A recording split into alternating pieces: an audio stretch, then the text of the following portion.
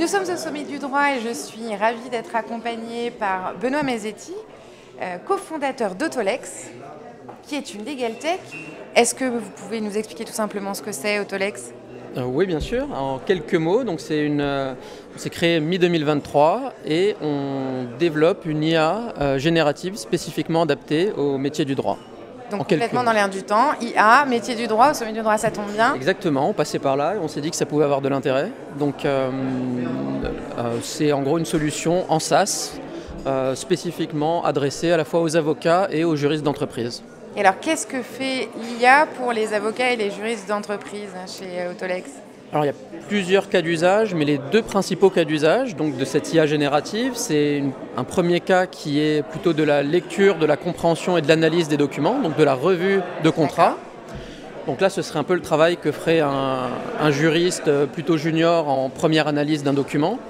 L'idée, c'est de pouvoir résumer un contrat et identifier assez rapidement les points problématiques pour orienter le travail de l'avocat ou du juriste. La deuxième partie, qui est la partie vraiment générative, ça va être de la reformulation de clauses, de la proposition de nouvelles clauses pour aligner autant que possible le contrat avec les objectifs de conformité de l'entreprise, donc avec ce qu'on appelle nous son playbook, c'est-à-dire son répertoire de clauses ou ses objectifs en termes de compliance, de conformité. Mais du coup, le juriste, il a encore des choses à faire ou... Voilà, non, mais concrètement, la question que j'ai envie de vous poser, c'est comment le juriste travaille avec cet outil ? En fait, il faut vraiment le voir comme un juriste junior en complément dans l'équipe. Donc, c'est-à-dire que les questions vraiment d'arbitrage, les questions un peu pointues ne vont pas être résolues par Autolex. Par contre, la première phase d'analyse, de revue et d'identification des pistes de travail seront faites par l'IA. Donc, vous pouvez vraiment l'envisager comme un membre additionnel de votre équipe, plutôt junior, mais qui apprend vite. Un bon junior.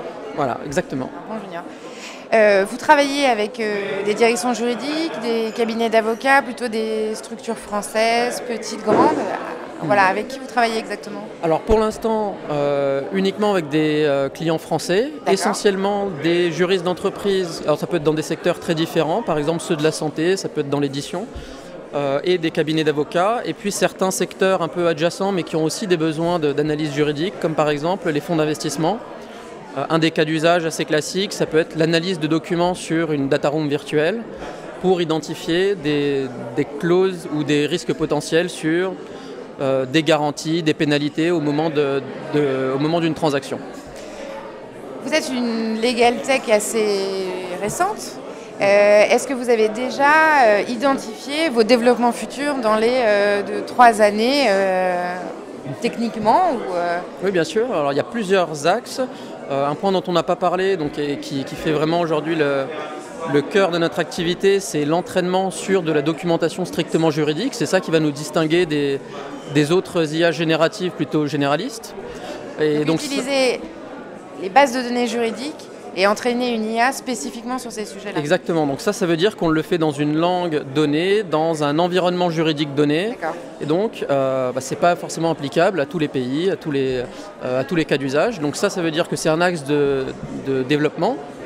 Enrichir les langues qui sont gérées par le moteur d'IA et les différents systèmes juridiques.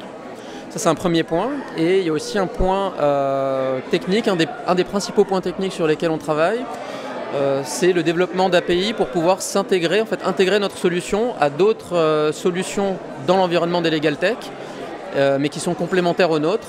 Par exemple, tous les outils de gestion des cycles de vie du contrat qui n'ont pas du tout cette dimension d'analyse sémantique et dans laquelle on pourrait venir s'intégrer. Pouvoir plugger l'ensemble des outils technologiques les uns aux autres pour que Exactement. fonctionnent ensemble. Pour fournir ensuite aux professionnels du droit une expérience qui soit la plus intégrée possible. Et enfin, à plus long terme, et puis si vous regardez d'ailleurs le slogan d'Autolex, c'est « Let machines negotiate ». L'idée, à horizon plutôt 2 ans, c'est d'avoir un système avec 2 IA qui négocient entre elles, puisqu'aujourd'hui, en fait, c'est un juriste qui va être assisté d'une IA pour négocier avec la contrepartie, Mais donc vous avez un humain de chaque côté. Associé d'une IA aussi.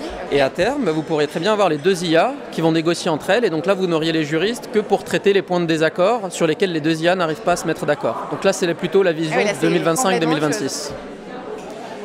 J'ai du mal à imaginer, mais j'imagine que... comment vous l'envisagez, ça, deux IA qui négocient entre elles? Vous leur dites, voilà, tu peux négocier entre temps et temps. Voilà. Alors en fait, comment est-ce que ça fonctionne? Chaque partie va avoir son propre répertoire de clauses, typiquement sur, prenons un exemple, les tribunaux compétents, ou la durée de conservation des données, enfin peu importe.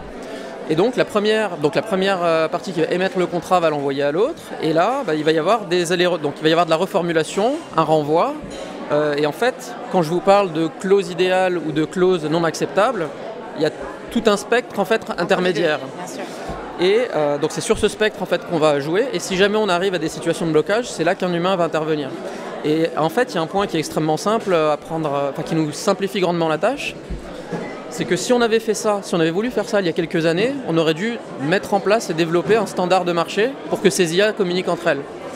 Grâce aux dernières avancées de l'IA générative, en fait on a une chance vraiment inouïe, c'est que le standard de marché, c'est la langue naturelle. Donc ça va être de l'anglais, du français. En fait, les IA génératives telles que vous pouvez les utiliser aujourd'hui avec ChatGPT par exemple, vous leur parlez dans un langage naturel. Aujourd'hui, vous pourriez avoir deux IA qui vont discuter en fait dans un langage naturel. Donc on bénéficie de tout ce travail d'avancée fondamentale dans l'IA générative pour derrière venir apporter une solution spécifiquement adaptée au métier du droit qui n'aurait pas été possible il y a ne serait-ce que 3 ans.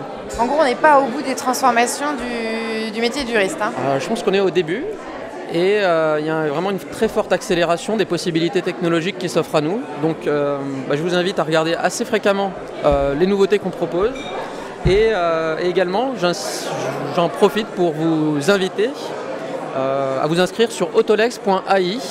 Vous pouvez utiliser en fait pendant une période d'essai la plateforme gratuitement pour vous faire une idée de ce que ça pourrait vous apporter dans votre pratique. Ça marche. Eh bien, merci beaucoup. Merci à vous. À très bientôt. Au revoir. On se retrouve très bientôt pour une nouvelle interview au sommet du droit. Merci.